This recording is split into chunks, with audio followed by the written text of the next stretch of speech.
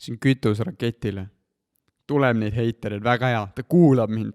See tähendab seda, et kui mina panen mingi postituse ülesse, kus ma räägin, et Ott on nii kõva vend ja kõik nii maale pull on ja see vend, mingi vend tuleb, mingi Andres 40 tuleb ütlema sulle, et nagu tule, mida sa hakkad teha trallist, kuradi Ott on ja ole vait.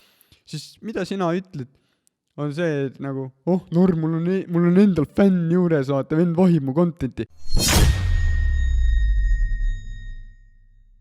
Aga millist sisu siis kõige rohkem nagu inimesed tarbivad, et ma ise ei pane tähele, mida ma tarbin, võib-olla ma isegi väga palju ei tarbi, ma pigem nagu postitan rohkem, aga mis on see nii-öelda sisu, mis võiks seal nii-öelda selles postituses või videos olla, mis inimesele võib-olla nagu tekitaks seda nii-öelda reaktsiooni, et kurat, et päris huvitav?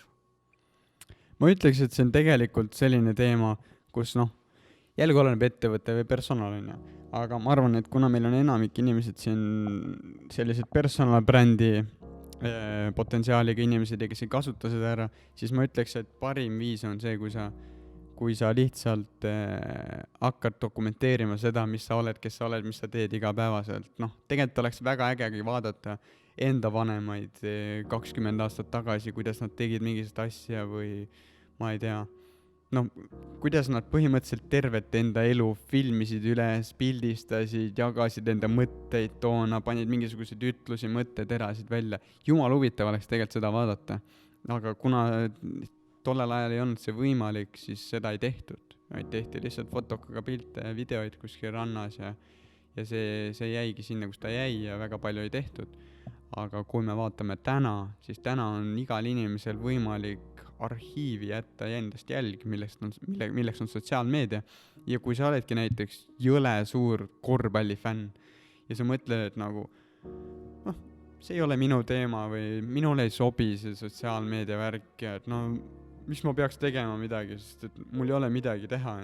Siis kõige lihtsam on see, et nagu sa oled, nagu võtame näiteks Eesti nagu jalkafännid, Eesti jalkafännid on ka jõhkrad fänn, kui on Eesti mingi jalgpalli teema või Eesti on see jalgpalliriik meil siis on Eesti, tegelikult võtame kõige parema näite, mis on teemakohane, on tegelikult nagu Ott Tänak.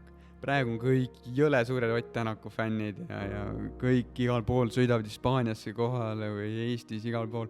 Ükskõik kus Ott on, inimesed on kohal vaatavad, elavad kaasa. Ja kindlasti on sellised jõhkrad autode fanatti, kes lihtsalt vaatavadki, turo Ott on kõva vend ja mul on kuna tal jälle ralli on, loevad seda statistikaid, arvutavad oma kalkulaatori peale välja, kas Ott võib see aasta esimeseks tulla ja kõik punkti arvestused teevad ära, mitmenda koha Ott peab saama. Nad ongi full nagu fanatid selles teemas. Siis mida nad võiksid teha on see, et nad võiksid võtta oma kaamera välja ja dokumenteerida seda, mida nad teevad. Ehk siis, kui neil muidu on see kõik peas siin, mida nad mõtlevad, Ott on kõva vend ja kõik on kõva teema, mingi tõmban oma kalkulaatori välja, teen oma asja, vaatan, Ott saab sellise koha. Siis tegelikult, mida see vend võiks teha, on see, et ta võtab kaamera välja ja ta hakkab seda sama asja kommunikeerima oma suuga, mitte oma mõtetega.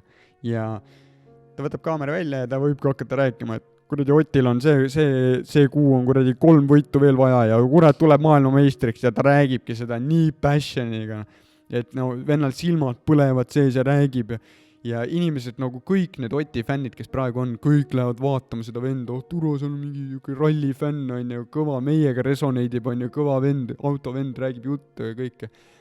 Et ta tekitab sellisest tunde, et nagu ta ehitab kommuuni ülesse ja ta ehitabki Eesti rallifännide kommuuni enda põhjal ülesse ja tema sõna hakkab mingi aeg lugema. Inimesed tahavad tema arvamust kuulda, kas Ott võib võita selle ralli, kas Ott võidab, kui see, et keegi uudistes midagi ütleb, et nagu mingi toimetaja seal, et Ott võidab see aasta.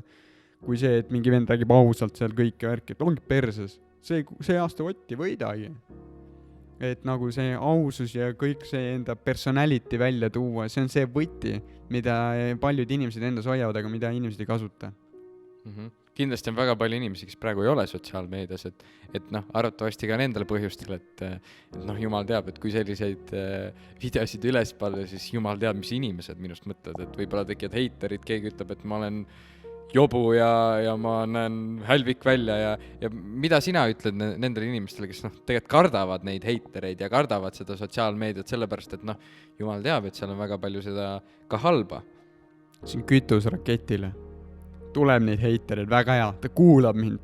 See tähendab seda, et kui mina panen mingi postitus ülesse, kus ma räägin, et Ott on nii kõva vend ja kõik nii maale pull on ja see vend, mingi vend tuleb, mingi Andres 40 tuleb ütlema sulle, et nagu tule, mida sa hakkad teha trallist, kurat Ott on ja ole vait.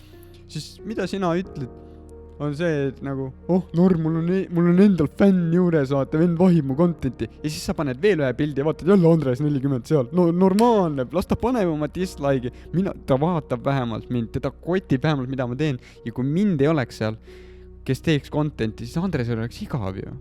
Andresel elu oleks jumala perses ju. Sellepärast, et ta istub oma seal diivani peal ja tal ei olegi kedagi kommenteerida, sest mina ei tee contenti. Ma pean rohkem tegema, et Andresel oleks midagi vaadata. Sellepärast, et heiter on see vend, kes vaatab selle kõik 10 minutit läbi või terve minuti läbi seda videot. Kui see, kes on jõle rallifänn, ta vaatab seal 30 sekki ja vaatab, see on see hea video. Aga Andres peab terve video ära vaatama, et mida sitta sulle öelda saaks ju. Ta peab kuidagi midagi välja rebima sealt. Ja tema on sul üks suurimaid fänne. Tegelikult. Ta on lihtsalt kade sellepärast, et tema elu ei ole nii äge, kui on sinu elu. Aga sina teedki ta elu ägedaks.